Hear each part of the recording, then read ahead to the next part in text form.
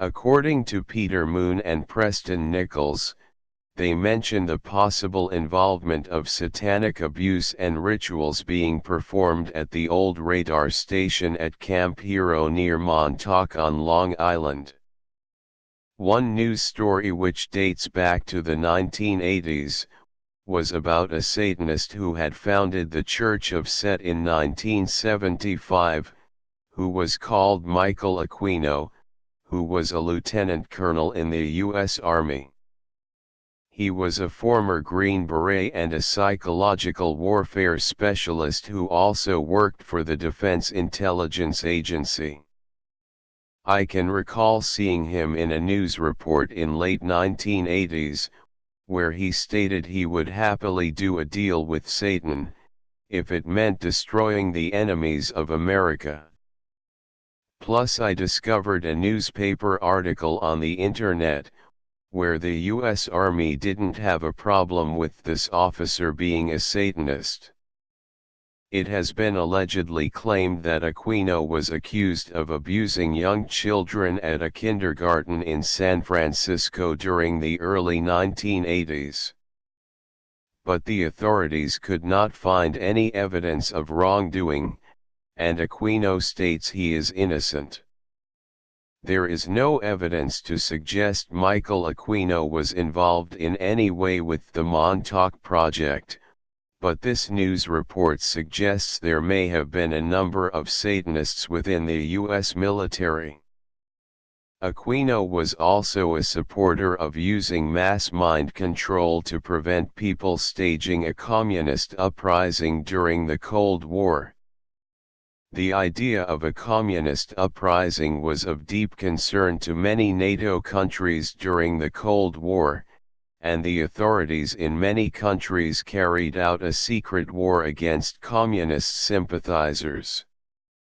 So the authorities would use disinformation and propaganda to promote communism in a bad way, and they also promoted capitalism and democracy as a winning formula.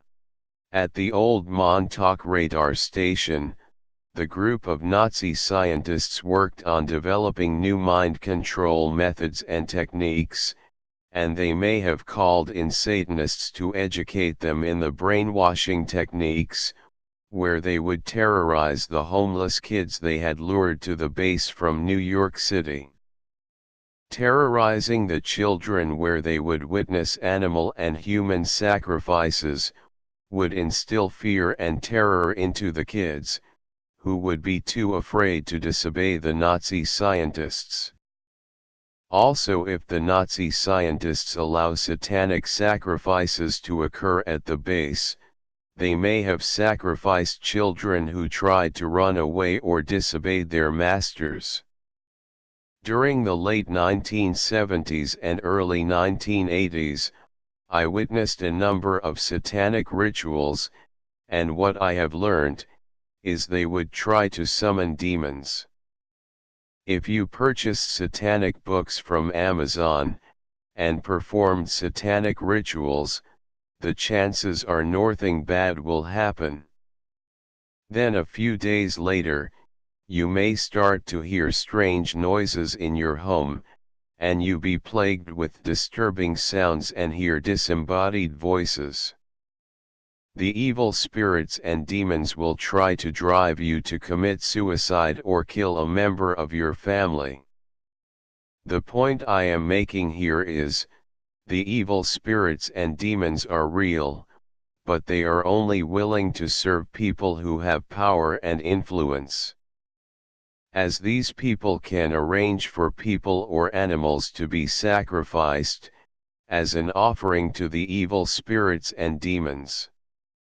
To summon demons requires a blood sacrifice to be made, otherwise they won't prove their presence to you. This is why many wealthy people are involved in black magic and Satanism. During the satanic rituals I witnessed in the late 1970s, the Satanists would summon demons by name, as knowing the name of a demon gives you power over it.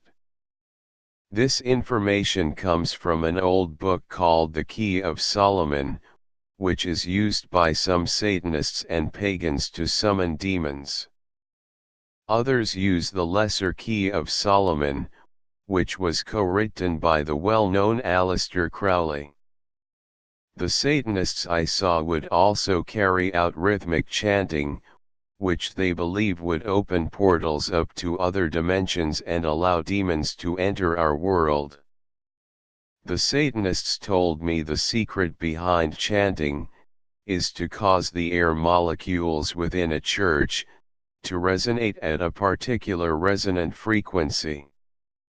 In 2014, the International Common Law Court of Justice in Brussels, 5 international judges examined evidence of child rape, torture, murder and kidnapping allegedly carried out by global elite members of the Satanic group known as the Ninth Circle, which is part of a child sacrifice cult network.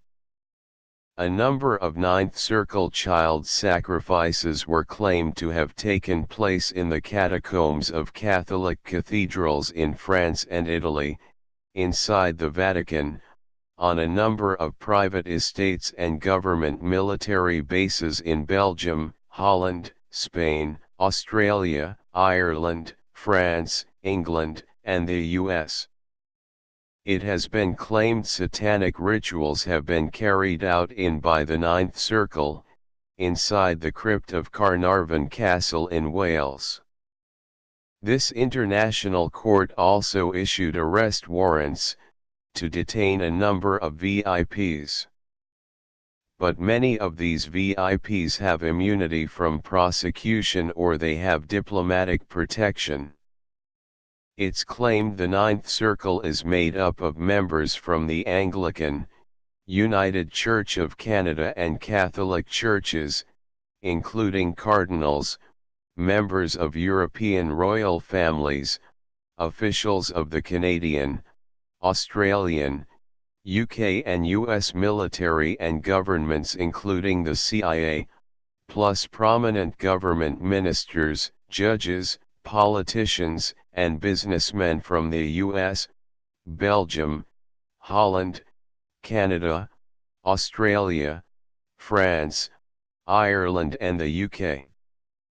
I can recall seeing a news report about this case at this international court, and it only got about 30 seconds of time on the news channel.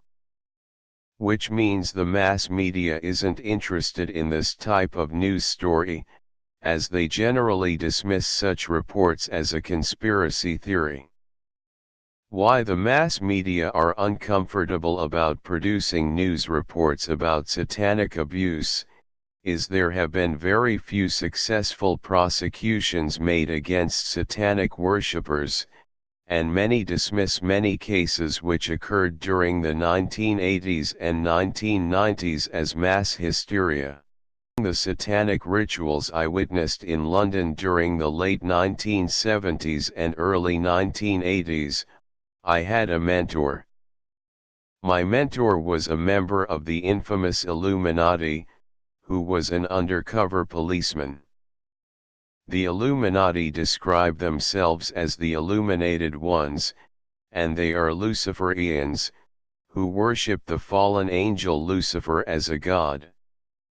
They believe they have access to secret knowledge which dates back centuries, on how to control the masses. The paymasters of the Illuminati are some of the richest and most powerful people in the world, and they control the mass media, and they are very good at keeping their satanic activities from being broadcast by the mass media, as they own the media. Peter Moon and Preston Nichols never mention the involvement of the Illuminati in the Montauk project, but I wouldn't be surprised by the fact that the Illuminati knew about the Montauk project. As the other kids who were involved with criminal gang, I mentioned in the video Beware of the Spider Part 2, knew something very sinister was going on at Montauk. In a book called Reviewing the Montauk Legend by David Ritchie, he visited a number of sites around Montauk, and he went to these sites with a psychic medium, who detected some of the possible burial sites, where people from New York City were kidnapped and their bodies were buried in woodlands in and around Montauk. Many of the kids who took part in the Montauk Project may have suffered the same fate. Some of the Nazi scientists at Montauk may have also been paganists, who would summon demonic entities, who are capable of enhancing a person's natural psychic abilities, as the demons can enhance a person's psychic abilities by taking possession of the kids. Finally, the Nazi scientists may have brought in various experts in mind control and psychological warfare, to terrorize the kids into submission, so the Nazi scientists could turn these children into powerful psychic spies, who could be used to inflict harm on leading members of the Soviet Union, during the Cold War. The Nazi scientists wanted to instill fear and terror into the children, as they didn't want these kids to use their newly discovered psychic abilities against the Nazi scientists.